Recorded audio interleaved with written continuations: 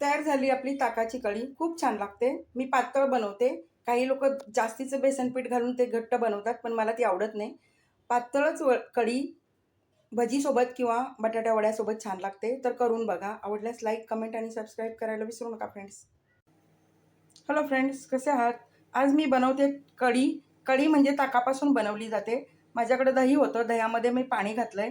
आता 1 चमचा बेसन पीठ आणि चवीप्रमाणे मीठ घालणार आणि रवीने मी हे चांगलं घुसळून घेणार आहे. म्हणजे त्याचं ताक कढी बनवण्यासाठी तयार होईल. आता मी कढीसाठी लागणारं ताक बनवून घेतलेलं आहे. बारीक गॅस करून त्याच्यावरती मी ताकाला उकळी काढणार आहे आणि इकडं फोडणीची तयारी करते. इकडे मी तडका पॅन घेतलेला आहे. त्याच्यामध्ये 1 मोठा चमचा तेल घातलंय आणि थोडंसं तूप घालते, अर्धा चमचा. तुपामुळे कढीला छान चव येते.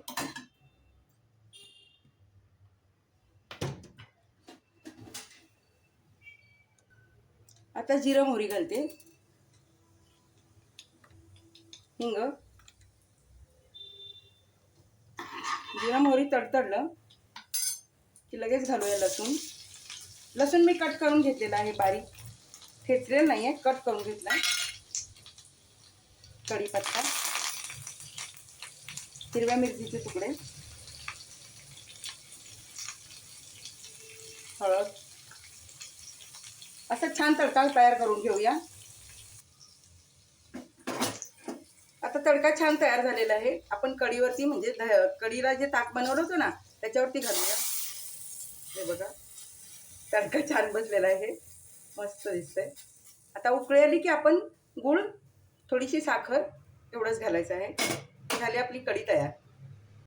कढीला छान उकळी आलेली आहे. आता गूळ घालूया.